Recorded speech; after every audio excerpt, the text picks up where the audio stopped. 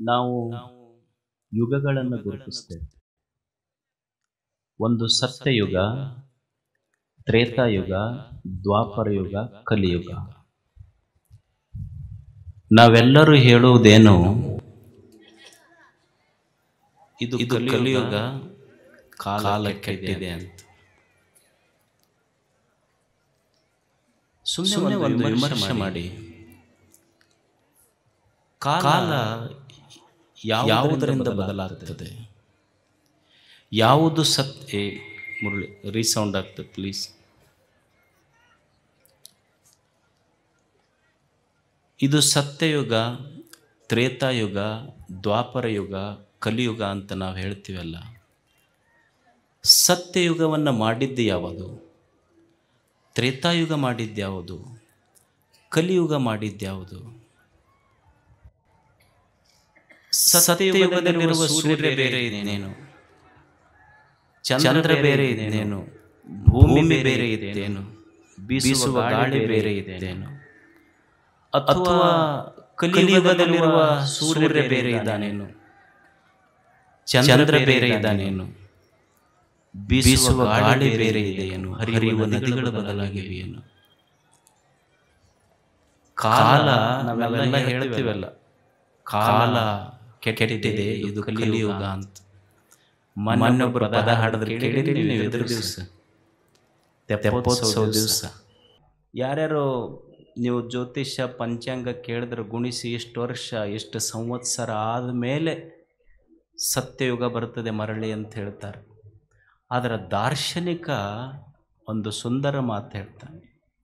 ಸತ್ಯಯುಗ ಎಷ್ಟೋ ವರ್ಷಗಳ ನಂತರ ಇದು ಕಲಿಯುಗ, ಎಷ್ಟೋ ವರ್ಷಗಳಾದ ಮೇಲೆ ಸತ್ಯಯುಗ ಬರ್ತೈತೆ ಅಂತಲ್ಲ.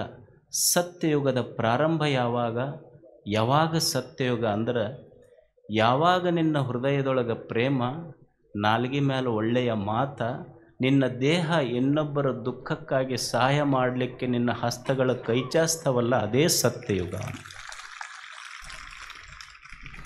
ಸದಯಂ ಹೃದಯಂ ಯಸ್ಯ ಭಾಷಿತಂ ಸತ್ಯಭೂಷಿತಂ ಕಾಯ ಪರಹಿತೆ ಯಸ್ಯ ಕಲಿಸ್ತಸ್ಯ ಕರೋತಿ ಕಿಂ. ನಿನ್ನ ಹೃದಯದೊಳಗೆ ಪ್ರೇಮ, ನಾಲ್ಗೆ ಮೇಲೆ ಒಂದಿಷ್ಟು ಚಲೋ ಮಾತ, ಒಂದಿಷ್ಟು ದುಃಖಿತರ ಸಹಾಯ ಮಾಡುವ ನಿನ್ನ ಅಂಗಾಂಗಗಳು ಇಂದ್ರಿಯಗಳಿದ್ರೆ ಇದೇ ಸತ್ಯಯುಗ. ಸುಮ್ಮನೆ ನಾಲ್ಗೆ ಮೇಲಿನ ಎರಡು ಮಾತು ಸತ್ಯಯುಗವನ್ನು ನಿರ್ಮಾಣ ಮಾಡುತ್ತಾವೆ, ಬದುಕನ್ನೇ ಬದಲಾಯಿಸ್ತಾವೆ. ನಮ್ಮ ಗುರುಗಳು ಹೇಳ್ತಿದ್ರು, ಒಂದು ಘಟನಾ ಹೇಳಿದರು. ಶಿವಶಾಂತಿಯವರು ಸ್ವಾಮಿಗಳು ಇಲ್ಲಿ ಒಬ್ಬರು BO ಇದ್ರಂತ. ಆ BO ಅವರ ಸರ್ನೇಮ್ ಅಡ್ಡೆಸರು ಜಾಲಿ ಅಂತ ಇತ್ತಂತ. ಇದು ನಡೆದ ಘಟನೆ ಹೇಳಿದ್ರು ಗುರುಗಳು. ಸುಮ್ಮನೆ ಮಾತು ಹೆಂಗೆ ಬದಲಾಯಿಸ್ತೈತಿ. ಈಗ ನಂಗೆ ಈಗೆಲ್ಲ ಸರ್ಕಾರ KPSC ಥ್ರೂ ನಿಮಗೆಲ್ಲ CET ಟೆಟ್ ಎಕ್ಸಾಮ್ನಿಂದ ಮಾಸ್ತರ್ನ ಟೀಚರ್ಸ್ ಆಯ್ಕೆ ಮಾಡ್ತಾರೆ. ಅವಾಗೆಲ್ಲ BO ಬರ್ತಿದ್ರಂತ, ಅವ್ರು ಇಂಟರ್ವ್ಯೂ ತೊಗೋತಿದ್ರು, ಸೆಲೆಕ್ಷನ್ ಅಂತ ಎಲ್ಲ ಬರೆದು ಕೊಡ್ತಿದ್ರಂದ್ರೆ ನೌಕರಿ ಆಗ್ತಿತ್ತು, ಮಾಸ್ತರ್ ನೌಕರಿ. ಅವರು BOನ ಅಡ್ಡೆಸ್ರ ಜಾಲಿ. ಒಬ್ಬ ಇಂಟರ್ವ್ಯೂಗೆ ಹೋದ ಹುಡುಗನ ಹೆಸರು ಅಡ್ಡೆಸರು ಕುರಿ. ಇವ ಇಂಟರ್ವ್ಯೂಗೆ ಹೋದ ಕುಂತ, ಯಾರು ಅಡ್ಡೆಸರು ಕುರಿ ಇದ್ದಾವ. ಇಂಟರ್ವ್ಯೂ ತಗೊಳ್ಳೋ BO ಅದನ್ನೆಲ್ಲ ಅವ ಜಾಲಿ. ಅವ ಕೇಳಿದ್ನಂತ, ಯಾರು BO ಜಾಲಿ ಇದ್ರಲ್ಲ ಅವರು, ಕುರಿ ಇಲ್ಯಾಕೆ ಬಂದಿ ಅಂತ ಕೇಳಿದ್ರಂತ. ಇವ ಜಾಲಿ ಮೇಯಕ್ಕೆ ಬಂದಿನಂತ, ತಗೋ ಇಂಟರ್ವ್ಯೂ ಪಾಸ್, ನೌಕರಿ ಅಂತ ಕೊಟ್ರಂತ. ತಗೋ ನೌಕರಿ, ನಿನಗೆ ಆರ್ಡರ್ ಅಂದ್ರೆ ಒಂದು ಮಾತು ಬದುಕನ್ನೇ ಬದಲಾವಣೆ ಮಾಡ್ತದೆ. ಅದಕ್ಕೆ ಸತ್ಯಯುಗ ಅನ್ನೋದು ಹಿಂದಿತ್ತು, ಎಷ್ಟೋ ವರ್ಷಗಳಾದ ಮೇಲೆ ಮತ್ತೆ ಸತ್ಯಯುಗ ಬರ್ತೈತೆ ಅಂತಲ್ಲ. ನಮ್ಮ ಮಾತು, ನಮ್ಮ ಕಾರ್ಯ, ನಮ್ಮ ಹೃದಯದೊಳಗಿನ ಪ್ರೇಮ ಈ ಕ್ಷಣವೇ ಸತ್ಯಯುಗವನ್ನು ನಿರ್ಮಾಣ ಮಾಡುತ್ತದೆ. ಇಂಥದ್ದನ್ನು ನಿರ್ಮಾಣ ಮಾಡಲಿಕ್ಕೆ ಶ್ರಮಿಸಿದ ಮತ್ತು ಈಗಲೂ ಶ್ರಮಿಸುತ್ತಿರುವ ಜೀವಿಗಳು ಹಲವಾರಿದ್ದಾರೆ ನಮ್ಮ ಮಧ್ಯದಲ್ಲಿ. ಇವತ್ತು ನೀವು ಕ್ಯಾನ್ಸರ್ ಬಗ್ಗೆ ಕೇಳಿದ್ದೀರಿ. ಕ್ಯಾನ್ಸರ್ನಲ್ಲಿ ಸುಮಾರು ಒಂದು ವರ್ಷಕ್ಕೆ 2025 ಒಂದು ಸರ್ವೆ ಪ್ರಕಾರ ಭಾರತದಲ್ಲಿ ಸುಮಾರು 50,000 ಜನರಿಗೆ ಕ್ಯಾನ್ಸರ್ ಬಂದಿದೆ. ಅದರಲ್ಲಿ ಸುಮಾರು 25-30 ಸಾವಿರ ಜನ ಈ ಗಂಟಲು ಕ್ಯಾನ್ಸರ್ ಅಂದ್ರೆ ಧ್ವನಿ ಕಳ್ಕೊಂತಾರೆ. ಅವರು ಸುಮಾರು 25-30 ಸಾವಿರ ಜನ ಅದಾರ. ಒಮ್ಮೆ ಧ್ವನಿ ಹೋತು ಅಂದ್ರೆ ಆ ಧ್ವನಿ ಪೆಟ್ಟಿಗೆ ಹಾಕಬೇಕಾದ್ರೆ ಒಂದು ಧ್ವನಿ ಪೆಟ್ಟಿಗೆಗೆ ಸುಮಾರು 50,000 ರೂಪಾಯಿ. ಅದು ಅಮೇರಿಕ ಮತ್ತು ಯುರೋಪ್ದವರು ಕಂಡು ಹಿಡಿದ್ರ.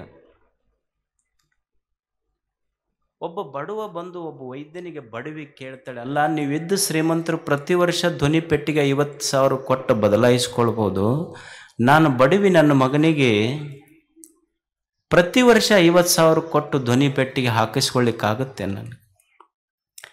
ಇದು ಒಬ್ಬ ವೈದ್ಯನ ತಲೆಯಲ್ಲಿ ಇಷ್ಟು ಚಿಂತನೆಗೆಡೆ ಮಾಡುತ್ತಲ್ಲ, ಹೌದಲ್ಲ ಏನಾದರೂ ಮಾಡಬೇಕು ಅಂತ. ಯಾವ ಒಂದು ಧ್ವನಿ ಪೆಟ್ಟಿಗೆ ಅಮೇರಿಕದಲ್ಲಿ 50,000ಕ್ಕೆ, ಯುರೋಪ್ ದೇಶಗಳಲ್ಲಿ 50,000ಕ್ಕೆ, ಯುರೋಪ್ ದೇಶದಲ್ಲಿ ಅಮೇರಿಕದಲ್ಲಿ 40,000ಕ್ಕೆ ಮಾರಾಟ ಆಗ್ತಿತ್ತು ಒಂದು ಧ್ವನಿ ಪೆಟ್ಟಿಗೆಗೆ, ಇಲ್ಲಿ ಒಬ್ಬ ನಮ್ಮ ಕನ್ನಡದ ಒಬ್ಬ ವೈದ್ಯ ಅದಕ್ಕೆ ಬರೀ 50 ರೂಪಾಯಿಯಲ್ಲೇ ತಯಾರು ಮಾಡಿ ಜನರಿಗೆ ಕೊಟ್ಟಿದ್ದ. ಮತ್ತು ಈ ಧ್ವನಿ ಪೆಟ್ಟಿಗೆ ಕಂಡು ಹಿಡಿದವರು ಇಡೀ ವಿಶ್ವದಲ್ಲಿ 3 ಜನ, ಒಬ್ಬರು ಅಮೇರಿಕದವರು, ಒಬ್ಬರು ಯುರೋಪದವರು, ಭಾರತದಲ್ಲಿ ಈ ಕೃತಕ ಧ್ವನಿ ಪೆಟ್ಟಿಗೆಯನ್ನು ತಯಾರು ಮಾಡಿದವರೇ ಡಾಕ್ಟರ್ ವಿಶಾಲ್ ರಾವ್ ಅವರು ನಮ್ಮೆದುರಿಗಿದ್ದಾರೆ. ಅವರು ಎಚ್ ಸಿ ಜಿಯಲ್ಲಿ ಈ ಹೆಡ್ ಆ್ಯಂಡ್ ನೆಕ್ ಕ್ಯಾನ್ಸರ್ ರೋಗ ತಜ್ಞರಾಗಿ ಕೆಲಸ ಮಾಡ್ತಾ ಇದ್ದಾರೆ. ಇವತ್ತು ಸುಮಾರು ಬೇರೆ ಬೇರೆ ದೇಶಗಳಲ್ಲಿರುವಂಥ ಧ್ವನಿಪೆಟ್ಟಿಗೆ ಹಾಕ್ಕೊಂಡ್ರೆ ವರ್ಷಕ್ಕೊಮ್ಮೆ ತೆಗಿಬೇಕಾಗ್ತದಂತ. ಅವರು ಕಂಡು ಹಿಡಿದ ಧ್ವನಿಪೆಟ್ಟಿಗೆ ಒಮ್ಮೆ ಹಾಕ್ಕೊಂಡ್ರೆ ಮತ್ತೆ ತೆಗಿಬೇಕಾಗಿಲ್ಲ, ಅದು ಅವರ ಸ್ಲ್ಯಾಬ್. ಆ ಧ್ವನಿಪೆಟ್ಟಿಗೆಗೆ ಇವತ್ತು ಸುಮಾರು ನಿಮಗೆ ಆಶ್ಚರ್ಯ ಅನ್ನಿಸ್ಬೋದು, 140 ದೇಶಗಳಲ್ಲಿ ಅದರ ಬೇಡಿಕೆ ಬಂದಿದೆ ಅಂತ. ಇವತ್ತು 140 ದೇಶಗಳಲ್ಲಿ ಅದನ್ನು ಅವ್ರು ತಾವೇ ರೈಟ್ಸ್ ಪೇಟೆಂಟ್ ಅಂತಾರೆ, ಗೊತ್ತೈತಿಲ್ಲ ನಿಮಗೆ? ಪೇಟೆಂಟ್ ಇಟ್ಕೊಂಡ್ರೆ ಇವತ್ತು ಸುಮಾರು 1,000 ಕೋಟಿ ರೂಪಾಯಿ ಅವರು ಗಳಿಸ್ಬೋದಾಗಿತ್ತು. ಅದನ್ನು ಭಾರತ ಕರ್ನಾಟಕ ಸರ್ಕಾರಕ್ಕೆ ಇದು ನಾನು ಪೇಟೆಂಟ್ ಇಟ್ಕೊಳ್ಳಲ್ಲ, ಇದು ನನಗೆ ದೇವರು ಕೊಟ್ಟ ವಿದ್ಯೆ, ಬಡವರ ಸಲುವಾಗಿ ನಾವು ಫ್ರೀ ಬಿಡ್ತೀನಂತೂ 1 ರೂಪಾಯಿ ತಗೊಂಡಿಲ್ಲ.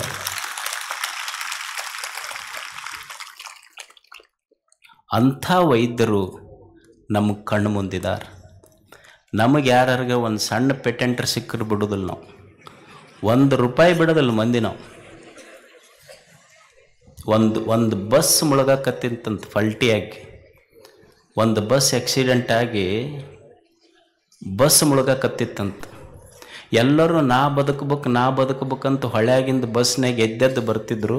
ಒಬ್ಬ ಕಂಡಕ್ಟ್ರ್ ಎಲ್ಲದನಂತ ಹುಡುಕ್ತಿದ್ನಂತ. ಅವ ಕೇಳಿದ್ರೆ ಎಲ್ಲರೂ ಬದುಕಬೇಕಂತಾರೆ, ನೀ ಯಾಕೆ? ಅವ ಹಿಂದೆ 5 ರೂಪಾಯಿ ಬರೆದು ಕೊಟ್ಟನೋ ಯಪ್ಪ. 5 ರೂಪಾಯಿ ಸಾವು ಸಮಯದಲ್ಲಿ ಬಿಡಲಾರ್ದು ಮಂದಿ ನಾವು ಪೇಟೆಂಟ್ ಬಿಟ್ಟೇವ.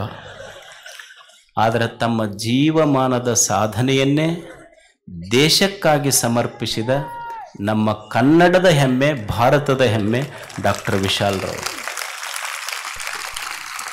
ಅವರು ನಮ್ಮೆದುರಿಗಿದ್ದಾರೆ. ಅವರಿಗೆ ಸ್ವರ್ಣದ ಪೂಜ್ಯರು ಗೌರವಿಸ್ಬೇಕಂತ ಅವರಲ್ಲಿ ಕೇಳ್ಕೊತೇನೆ. ನೀವಂತ ಯಾವ್ದಾರ ಕಂಡು ಹಿಡೀರಿ. ನೀವು ಮೊಬೈಲ್ ಬಿಟ್ರೆ ಯಾವಾಗೂ ಇಲ್ಲ ನಿಮಗೆ.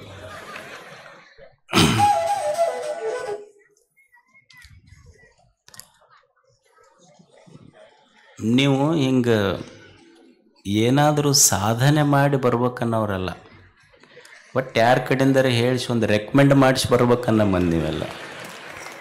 ಅವು ಇಲ್ಲಿ ನಡೆಯಲ್ಲ.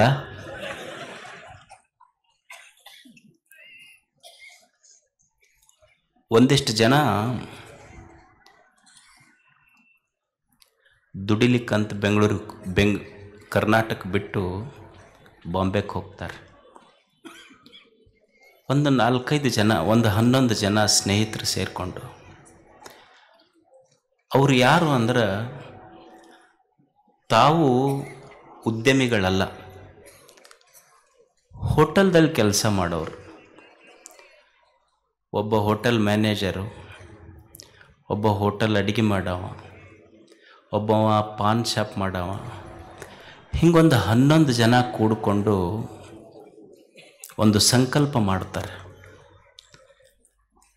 ಸ್ವಾಮಿ 7 ವರ್ಷಗಳ ಹಿಂದೆ ಸ್ವಾಮಿ ವಿವೇಕಾನಂದರ ಜಯಂತಿಯ ದಿವಸ ನಾವೇನಾದರೂ ಮಾಡಬೇಕು ಅಂತ ಬೆಳಗ್ಗೆ ಒಂದು ಸಂಕಲ್ಪ, ಒಂದು ಒಳ್ಳೆಯ ವಿಚಾರ ಅವ್ರ ತಲೆಯಲ್ಲಿ ಬರ್ತದೆ. ನಾವೆಲ್ಲ ಭಿಕ್ಷುಕರು ಅಂತ ಕರಿತೀವಲ್ಲ, ಯಾರು ಭಿಕ್ಷುಕರು ಅಂದ್ರೆ ಬೆಳಿಗ್ಗೆ ಎದ್ದಾಗ ಯಾರ ತಟ್ಟೆಯಲ್ಲಿ ಅನ್ನ ಇಲ್ಲ ಅವರು ಭಿಕ್ಷುಕರಲ್ಲ.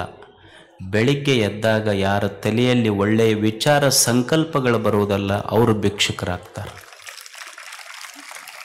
ಕರ್ನಾಟಕದಿಂದ ಹೋದಂಥ ಕಾರ್ಮಿಕರು ಒಂದು 11 ಜನ like minded friends, they came together. ಅವರೊಂದು ಸಂಕಲ್ಪ ಮಾಡ್ತಾರೆ, ನಾವು 11 ಜನ ನಮ್ಮ ಕರ್ನಾಟಕವನ್ನು ಬಿಟ್ಟು ದುಡಿಲಿಕ್ಕೆ ಬಾಂಬೆಗೆ ಬಂದಿದ್ದೇವೆ. ನಾವು ದುಡಿದು ಶ್ರೀಮಂತರಾಗುವುದಾಯಿತು, ಸಮಾಜಕ್ಕೆ ಏನಾದರೂ ಮಾಡಬೇಕಲ್ಲ ಅಂತ ಒಂದು 11 ಜನ ಫ್ರೆಂಡ್ಸ್ ಕೂಡಿ, ಅವರ ಸಂಖ್ಯೆ ಭಾಳ ಆಯ್ತು. 110 ಜನ ಯುವಕರು ಸೇರಿಕೊಂಡು, ಹಿತೈಷಿಗಳು ಸೇರಿಕೊಂಡು, ಲೈಕ್ ಮೈಂಡೆಡ್ ಪೀಪಲ್ ಸೇರಿ ಒಂದು ಶಿವಾಯ ಫೌಂಡೇಶನ್ ಅಂತ ಶುರು ಮಾಡಿದ್ರು. ಅದರ ಹೆಸರೇನು? ಶಿವಾಯ ಫೌಂಡೇಶನ್. ಅವ್ರು ಏನು ಮಾಡ್ತಾರಂದ್ರೆ ಒಬ್ಬ ಮನುಷ್ಯಗೆ ಒಳ್ಳೇದು ಮಾಡ್ಬೇಕನ್ನೋ ಮನಸ್ಸು ಬಂದರೆ ಹೇಗಾಗ್ತದೆ? ಪ್ರತಿ ತಿಂಗಳ ತಾವೇನು ದುಡಿತಾರಲ್ಲ, ಇದನ್ನು ಹೇಳಿದ ದೊಡ್ಡ ದೊಡ್ಡ ಆಫೀಸರು, ಬಿಸ್ನೆಸ್ ಮಂದಿ ಎಲ್ಲ, ಪಾನ್ ಶಾಪ್ ಇಟ್ಟವರು, ಹೋಟೆಲ್ದಲ್ಲಿ ಕೆಲಸ ಮಾಡೋರು, ಅಡುಗೆ ಮಾಡುವಂಥವರು ಪ್ರತಿ ತಿಂಗಳ 100 ರೂಪಾಯಿ 500 ರೂಪಾಯಿ ತೆಗೆದಿಟ್ಟು ಅವರು ಲೈಕ್ ಮೈಂಡೆಡ್ ಪೀಪಲ್ ಎಲ್ಲ ಕೂಡಿ ಸುಮಾರು 6 ವರ್ಷಗಳಲ್ಲಿ ಪ್ರತಿ ತಿಂಗಳ ತಾವೇನು 100 500 ತೆಗೆದಿಟ್ಟ ಹಣ ಇತ್ತಲ್ಲ, ಅದರಿಂದ 6 ವರ್ಷದಲ್ಲಿ ಸುಮಾರು 80 ಲಕ್ಷ ರೂಪಾಯಿಗಳಷ್ಟು ಸಮಾಜ ಸೇವೆಗಾಗಿ ವಿನಿಯೋಗಿಸಿದ್ದಾರೆ. ಅವರು ಬಡವರಿಗೆ ಊಟ ಕೊಟ್ಟಿದ್ದಾರೆ, ವಿದ್ಯಾರ್ಥಿಗಳಿಗೆ ಸ್ಕಾಲರ್ಶಿಪ್ ಕೊಟ್ಟಿದ್ದಾರೆ, ವೃದ್ಧಾಶ್ರಮಗಳಿಗೆ ಸಹಾಯ ಮಾಡಿದ್ದಾರೆ. ಯಾರ್ಯಾರು ರಸ್ತೆ ಬದಿಯಲ್ಲಿ ಬ್ಲ್ಯಾಂಕೆಟ್ ಇಲ್ಲ, ಹಂಗ ಮಕ್ಕೊಂಡವ್ರದ್ದು ಹೋಗಿ ಬ್ಲ್ಯಾಂಕೆಟ್ ಹೊಚ್ಚಿ ಬಂದಾರ. ನಾವೆಲ್ಲ ತಕೊಂಡು ಬಂದಿದ್ದು ಭಾಳ ನೋಡೀವಿ. ಹೊಚ್ಚಿ ಬಂದವ್ರ ಕತ್ತಿ ಕಡಿಮೆ ಅದಾವ. ಇವರೆಲ್ಲ ಗೆಳೆಯರು. ಪ್ರಶಾಂತ್ ಪಲಿಮಾರು, ಪ್ರಶಾಂತ್ ಶೆಟ್ಟಿ ಪುಂಜ, ಅವ್ರು ಮಾತಾಡಬೇಕಾದ್ರೆ ಕೇಳಿದೆ, ನೀವು ಇಲ್ಲಿ ಹೋಗಿ ಅಲ್ಲಿ ಕೆಲಸ ಮಾಡ್ತೀರಿ, ಇಲ್ಲಿ ಕೆಲಸ ಮಾಡ್ತೀರಲ್ಲ. ಅವ್ರದ್ದೊಂದು ವಿಡಿಯೋ ನೋಡ್ತಾ ಇದ್ದೆ ನಾನು. ಅವು ಭಾಳ ಚಂದ ಹೇಳಿದ್ರು ಪಲಿಮಾರು ಪ್ರಶಾಂತ್ ಶೆಟ್ಟಿ ಅವರು. ನೋಡಿ, ಆ ಧರ್ಮ ಈ ಧರ್ಮ ಎಲ್ಲ 1000 ಧರ್ಮಗಳು ಸುಳ್ಳು, ಮಾನವೀಯತೆಯೇ ನಿಜವಾದ ಧರ್ಮ ಅಷ್ಟೆ. ಭೂಮಿ ಮೇಲೆ ನೀರುಗಳು ಅಂತಿಲ್ಲ, ಬಹುವಚನ ಐತೇನು? ನೀರುಗಳೂ ಇಲ್ಲ, ಭೂಮಿಗಳೂ ಇಲ್ಲ, ಸೂರ್ಯಗಳೂ ಇಲ್ಲ, ಗಾಳಿಗಳೂ ಇಲ್ಲ, ಧರ್ಮಗಳು ಯಾಕೆ? ಇರುವುದೊಂದೇ ಧರ್ಮ, ಅದು ಸೇವಾ ಧರ್ಮ ಅಂತ ಹೇಳಿದ್ರು ಅವರು. ಮತ್ತು ಇಲ್ಲಿಂದ ಅಲ್ಲಿಗೆ ಹೋಗಿ ನೀವು ಕೆಲಸ ಮಾಡಿರಲ್ಲ, ಇಲ್ಲಿಗೆ ಕೊಟ್ಟಿರಿ ಅಲ್ಲಿಗೆ ಕೊಟ್ಟಿರಿ. ಅದಕ್ಕವ ಹೇಳಿದ್ದು, ಒಂದು ಅಲ್ಲಿ ಬಾಂಬೆದೊಳಗೂ ನಾವು ಭಾಳಷ್ಟು ಆಸ್ಪತ್ರೆಗಳಿಗೆ ಊಟ ಕೊಡ್ತೇವೆ. ಪ್ರತಿ ವಾರ ಸುಮಾರು 500ರಿಂದ 1000 ಜನರಿಗೆ ಊಟ ಕೊಡ್ತಾರೆ. ಅವರು ಪ್ರತಿ ವಾರ ಪುಕ್ಕಟಿಯಾಗಿ ಊಟ ಕೊಡ್ತಾರೆ, ಬಟ್ಟೆ ಕೊಡ್ತಾರೆ, ಸ್ಕಾಲರ್ಶಿಪ್ ಕೊಡ್ತಾರೆ. ಅವ್ರು ಹೇಳಿದ್ರು, ಕರ್ನಾಟಕಕ್ಕೂ ಸೇವೆ ಮಾಡೀವಿ, ಮಹಾರಾಷ್ಟ್ರಕ್ಕೂ ಸೇವೆ ಮಾಡೀವಿ. ಈ ಕರ್ನಾಟಕ ಕೊಟ್ಟಿದ್ದು ಜನ್ಮಭೂಮಿ ಋಣ ತೀರಿಸಲಿಕ್ಕಾಗಿ, ಮಹಾರಾಷ್ಟ್ರಕ್ಕೆ ಮಾಡಿದ್ದು ಕರ್ಮಭೂಮಿಯ ಋಣ ತೀರಿಸಲಿಕ್ಕಾಗಿ, ಎರಡೂ ಮಾಡಿದ್ದೇವೆ ನಾವು. ಅಂದ್ರೆ ನಮ್ಮ ಯುವಕರಿಗೆ ಇದು ಸ್ಫೂರ್ತಿ ಆಗ್ಬೇಕು. ಅಂದರೆ ಸುಮ್ಮನೆ ಎಲ್ಲೋ ಹೋಟೆಲ್ದಲ್ಲಿ ಕೆಲಸ ಮಾಡುವಂಥವ್ರು ಒಂದೊಂದು 100 ರೂಪಾಯಿ ಕೊಟ್ಟು ಸುಮಾರು 5 ವರ್ಷದಲ್ಲಿ 70-80 ಲಕ್ಷ ರೂಪಾಯಿ ಕೂಡಿಟ್ಟು ಎಷ್ಟೋ ಬಡವರಿಗೆ ಒಳ್ಳೆಯದು ಮಾಡಿದ್ರಲ್ಲ. ಇದರಿಂದ ಬದಲಾವಣೆ ಆಗ್ತೈತೆ ಅಂತಲ್ಲ, ಇದೊಂದು ಸಂಸ್ಕಾರ ನಮ್ಮಲ್ಲಿ ಬೆಳೀತದೆ. ನಾವು ಎಷ್ಟೋ ಮಂದಿ ಗುಟ್ಕಾ ತಿಂತೇವೆ, ಎಷ್ಟೈತಿ ಒಂದು ಪಾಕೆಟಿಗೆ, ಅವು ಬೇರೆ ಬೇರೆ ಟೈಪ್ ಅದಾವ, ಬೇರೆ ಬೇರೆ ಹೆಸರು ಇರ್ತೈತಿ. ಅವು ಕೇಳ್ಕೊಂಡು ಬರ್ಬೇಕು, ನಮಗೂ ನೆನಪಾಗಲಿಲ್ಲ, ಬರ್ಕೊಂಡು ಬರ್ಬೇಕು, ಶ್ಲೋಕ ಗೀಕ ನೆನಪು ಉಳಿತಾವೆ, ಇವು ಗೊತ್ತಾಗೋದಿಲ್ಲ ನಮಗೆ. ಒಬ್ಬ ಪಾಕೆಟ್ ಚೀಟ್ ಹಾಕವ ದಿವ್ಸಕ್ಕೆ 1 ಚೀಟ್ ಬಿಟ್ರೆ, ಸಿಗರೇಟ್ ಸೇಡವ 1 ಸಿಗರೇಟ್ ಕಡಿಮೆ ಮಾಡಿದ್ರೆ, ಕುಡ್ಯಾವ ಪೂರಾ ಬ್ಯಾಡ ಕನಿಗೆ ಅರ್ಧ ಕಡಿಮೆ ಮಾಡಿದ್ರೆ, ನಾವು ನಾವು ದುಡ್ದಿದ್ದು ಹಾಕೋದು ಬೇಡ. ನಾ ಹೇಳೋದು, ನಮ್ಮ ದುಶ್ಚಟ ಬಿಟ್ಟರೆ ನಾವು ವರ್ಷಕ್ಕೆ 100 ಜನ ಮಕ್ಕಳಿಗೆ, ವಿದ್ಯಾರ್ಥಿಗಳಿಗೆ ಓದಿಸ್ಬೋದು, ಬಡವರಿಗೆ ಕೊಡಬಹುದು. ನಾ ಅವ್ರನ್ನ ಎದಕ್ಕೆ ಕರೆಸಿದ್ನಿ ಅಂದ್ರೆ, ಅಂಥವ್ರು ನಮ್ಮ ಯುವಕರಿಗೆ ಸ್ಫೂರ್ತಿ ಆಗಬೇಕು. ಶಿವಾಯ ಫೌಂಡೇಶನ್ ಅದು ಬೆಳೀಲಿ. ಪ್ರಶಾಂತ್ ಪುಂಜ ಮತ್ತು ಪ್ರಶಾಂತ್ ಶೆಟ್ಟಿ ಪಲಿಮಾರು ಅವರ ಸ್ನೇಹ ಬಳಗ ಇದು ದೊಡ್ಡಾಗಲಿ. ಇಂಥ ಸಮಾಜ ಸೇವೆ ಮಾಡಿದ ಆ ಜೀವಗಳಿಗೆ ತಮ್ಮೆಲ್ಲರ ಶುಭ ಹಾರೈಕೆ ಇರಲಿ ಅಂತ ಹಾರೈಸೋಣ. ಅವರಿಗೆ ಪೂಜ್ಯ ಕೃಷ್ಣಾನಂದ ಅಪ್ಪಾಜಿ ಅವರು ಗೌರವ ಸಮರ್ಪಿಸಬೇಕು. ಶರಣಾರ್ಥಿಗಳು. ನ್ಯೂಸ್ ಫಸ್ಟ್, ನಿರ್ಭೀತಿಯಿಂದ ನಿಮ್ಮ ಪರವಾಗಿ.